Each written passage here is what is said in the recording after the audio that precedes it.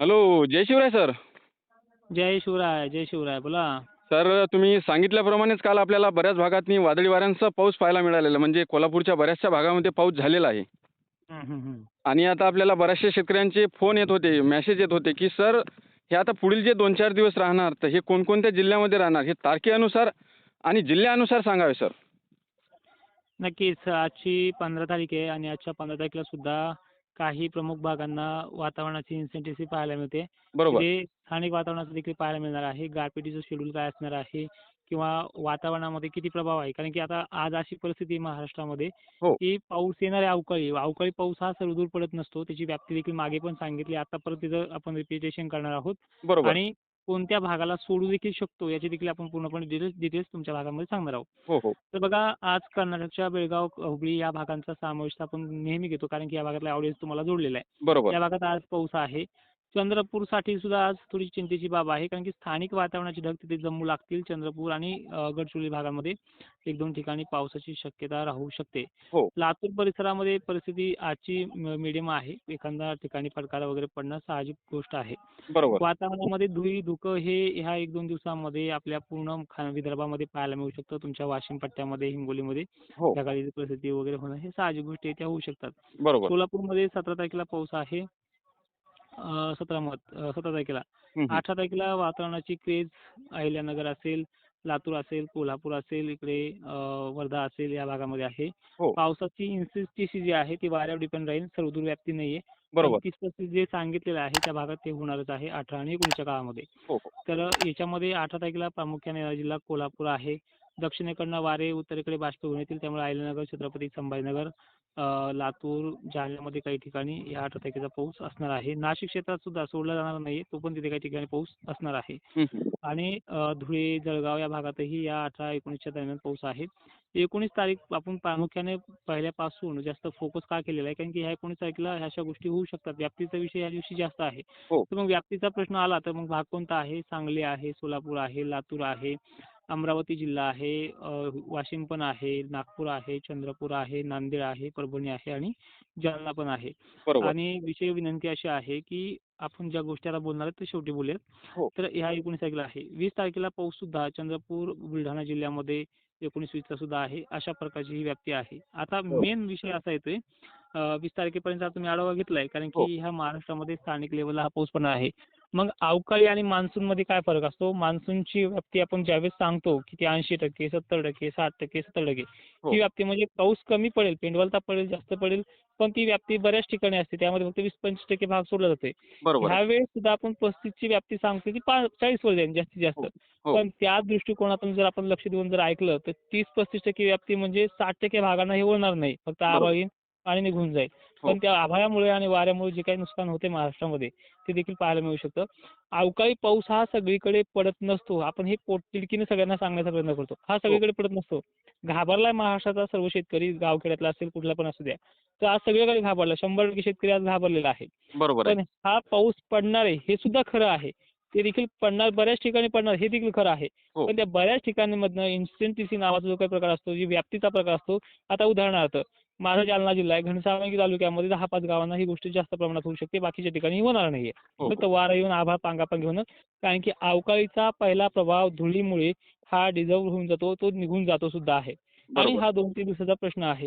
हो, पण या अगोदर आपण या सतर्कतेचा इशारा का देतोय? कारण की यामध्ये काय होतंय, की बऱ्याच जणांचा गहू आज काढायला आलेला आहे. तो वाऱ्यामुळे हातातून आलेला घास त्या हार्वेस्टरने काढून मोकळं होणं या गोष्टीची गरज आहे. त्यामुळे तिथे सतर्कतेने सांगितलेलं आहे. बरोबर. वातावरण संपूर्ण महाराष्ट्राचं जर बघितलं तर 35 आणि 40% वर निघते. म्हणजे 60% भागाच्या पिकांना धोका नाहीये. हो, पण ह्या गोष्टीतून एवढी तत्त्वता घ्यायची, की अवकाळी हा सगळ्यांना नाही. बरोबर. 40-35% एवढी त्याची इन्सेंटिव्हिटी आहे.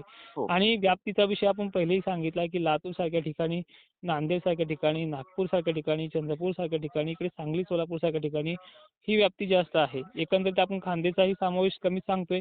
नाशिक क्षेत्र, धुळे, द्राक्ष बागायती क्षेत्रांनाही कमी सांगतोय. पण तिथे होणार 1-2 ठिकाणी. हं, हं. पण त्या 1-2 ठिकाणामुळे सगळ्यांनी वेठीस धरणं देखील चुकीचं आहे. आणि बरोबर. याच्यामधनं बरेच जण हुकू देखील शकतात. हो, हं, बरोबर आहे. हं. बरं सर, आता बऱ्याचशा सोशल मीडियाच्या माध्यमातून तर असं सांगण्यात येत आहे, की भयंकर गारपीट होणार आणि भयंकर वादळी वाऱ्यांसह पाऊस राहणार. तर हं. गारपिटीची काही शक्यता राहणार का मग कोणत्या जिल्ह्यामध्ये? अवकाळी या शब्दाचा अर्थच तो आहे. अवकाळी शब्दाचा अर्थच हा होतो, की अवकाळीमध्ये गारपीट असते, विजा पडण्याचा धोका असतो, वारं, काहूर असतं, झाडं पडण्याची शक्यता असते. हे उन्हाळ्यात येणाऱ्या अतिदाबाच्या प्रेशरचा हा प्रभाव असतो. अतिउष्णतेमुळे स्थानिक लेव्हलला low pressure, high pressure create होत असतात हो. आणि त्यामुळे वाऱ्याची तीव्रता देखील अति तीव्र वाढत असते. त्यामुळे ह्या गोष्टी होणं साहजिक आहे. पण याची इंटेन्सिटी जी आपण परतही रिपीट सांगतोय, की व्याप्तीचं प्रमाण खूप कमी आहे. बरोबर. म्हणजे हे होईल. आता उदाहरणार्थ काल कोल्हापूरला झाले 2-4 गावांची नावं आली. हो. तिथे 100-200 गावांची नावं आलीत का? नाही नाही, आली. नाही. तर हे होणार आहे, पण हे मोजक्या-मोजक्या गावी. फक्त ते गावं सांगणं कुणाला जमणार नाहीये. त्यामुळे बरोबर. फक्त आपण ते गाव आपलं येऊ नये म्हणून तिथे सतर्क राहायचंय. बरोबर आहे. म्हणजे आता जर आपण सरासरी जर वाशिम जिल्हा जर धरला, तर वाशिम जिल्ह्यामधून फक्त 2 ते 4 ठिकाणी पाऊस पडण्याची शक्यता आहे. इतर भागातनी पावसाची शक्यता नाही राहणार समजा. एक्झॅक्टली तेच. वाशिम जिल्ह्यामध्ये जर झालं आपण तर जास्तीत जास्त 40 ते 50 गावांचा समावेश होऊ शकतो. बरोबर. गावांची संख्या तिथे हजारो पार आहे. हो. बरोबर. नक्कीच सर. बरोबर आहे. हं. बरं सर, आता एक शेतकऱ्यांच्या माध्यमातून एकच प्रश्न येत होता, की सर थंडी जाणवत आहे म्हणजे रात्रीची थंडी जाणवत आहे आणि आता उन्हाळा सुरू झाला. ही थंडी कमी कधी होणार पूर्णतः? हे बघा कुठेही पाऊस झाला त्या पावसाचे कूलर सिस्टीम सारखं वातावरण थंडमय होत असतं आणि त्या थंडमय वातावरणामध्ये हा जो बनलेला प्रवाह असतो वाऱ्याचा तो अधिक थंड बनला जातो. उदाहरणार्थ माठातलं पाणी असेल किंवा कूलरमधलं येणाऱ्या पाण्याची हवा ही उन्हाळ्यामध्ये ही अति थंड लागते. हिवाळ्यामध्ये किंवा आपल्या पावसाळ्यामध्ये ही जाणवत नसते. हो. तर अशातले हे प्रकार असतात निसर्गाचे हे उलटे पराक्रम देखील असतात. हे सगळे घाबरण्यासारखं काही नाही याच्यामध्ये. बरोबर. मग आता समजा हं. शेतकऱ्यांना एवढं काही घाबरायचं काम नाही. म्हणजे गारपिटीची शक्यता आहे, पण एकदम कमी. हे बघा, मी जे सांगतोय त्याच दृष्टिकोनातून पहा, गारपिटीची शक्यता महाराष्ट्रामध्ये आहे. त्याचबरोबर वातावरण देखील 35% म्हणजे काही कमी नाहीये, ते हो, बऱ्यापैकी आहे. हो. आणि दुसरी महत्त्वाची गोष्ट अवकाळीचं असं असतं, एका ठिकाणी पडला, दुसऱ्या ठिकाणी वाऱ्यामुळे सुद्धा नुकसान होतंय, अशा गोष्टी आहेत. जे आलंय काढायला तेच काढून घ्या. विनाकारण ह्या वातावरणाकडे आपलं सगळ्यांचंच जाईल, अशा हिशोबामध्ये ती घाबरगुंडी करून घेऊ नका. बरोबर आहे सर. बरं हं. सर, हे वातावरण कशामुळे हे महाराष्ट्रामध्ये येत आहे आणि हे पाऊस कशामुळे होत आहे? सध्या जर पाहिलं ना, तर पूर्णपणे एल-पी प्रेशर एरिया आणि कमी दाब हा बंगालच्या उपसागरात क्रिएट आहे. हो, दुसरी महत्त्वाची गोष्ट तिकडनं डब्ल्यू-डीचा देखील बाष्प पुरवठा अरबी समुद्राला पुरवला जातोय. तिकडनं येणाऱ्या पश्चिमी वाऱ्यामुळे देखील बाष्प महाराष्ट्रात आणलं जातंय हो. आणि ह्यामुळे आता कुठलं चक्रीवादळ नाहीये, कुठला मोठा कमी दाब पण नाही. हे स्थानिक बेसवर होणारा एक कमी दाबाचा क्षेत्र बनलेला आहे आणि त्याचा प्रभाव पूर्णपणे कर्नाटक, तेलंगणा मार्गे महाराष्ट्रात येतोय. पण मी तुम्हाला सुरुवातीलाच सांगितलं, की डब्ल्यू-डीमुळे सुद्धा पश्चिमी विक्षोभ देखील अरबी समुद्रमार्गे बाष्प पुरवठा महाराष्ट्राला करतोय. त्यामुळे होणारा हा प्रकार आहे. त्यामुळे महाराष्ट्राच्या प्रत्येक जिल्ह्यामध्ये किचकट अशा परिस्थितीमध्ये काही मोजक्या भागांना हे प्रसंग घडू शकतात. त्यामुळे एक विनंती अशी आहे, की जर राहिलंच कदाचित काही शेतकरी धास्तावलेत, की आपलं बरोबर, पीक राहिलं आता 18-19च्या काळामध्ये हे मागे पडू शकतात आणि बरोबर तारखा सर. 18-19च्या ऐवजी 19 वर जास्त फोकस का करतोय? कारण की ती कॉमन तारीख आहे. 18ला काही ठिकाणी झालं नाही तर 19 तरी होऊ शकतं हो, आणि विनंती अशी आहे, की यामध्ये व्याप्तीचा विषय जो आहे तो 35 पार होणार नाही. 35च्या आतच राहणार आहे. हो. हं. समजा सर 18 आणि 19 तारीख हे चांगल्या समजा जोरदार याच्या राहणार. समजा ढगाळ वातावरण याच्यामध्ये आपल्याला जास्तच पाहायला मिळणार मग. नक्कीच. हो.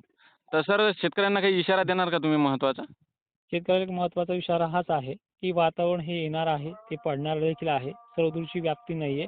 पहिल्या बरोबर. पावसामध्ये संपूर्ण महाराष्ट्र जाईल अशी देखील शक्यता नाहीये. यामध्ये 35% ची इन्सर्टिसी आहे.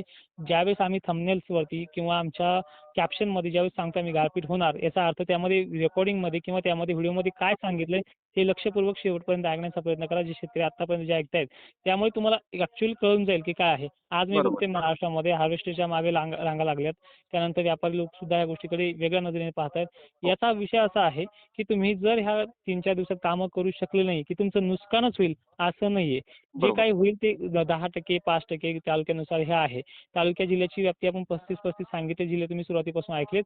तर अशा प्रकारचा हा महाराष्ट्राचा शेड्यूल आहे. अजून जर काही पाहिजे असेल तर कमेंटमध्ये करा. सबस्क्राईब करून ठेवल्यामुळे तुम्हाला 3 व्हिडिओ पण येतायत. त्यामुळे तुम्हाला तिथे देखील माहिती मिळण्याचा प्रयत्न होईल. बरोबर. नक्कीच धन्यवाद सर. तुम्ही शेतकऱ्यांना एक महत्त्वपूर्ण आणि डिटेलमध्ये माहिती दिल्याबद्दल. धन्यवाद.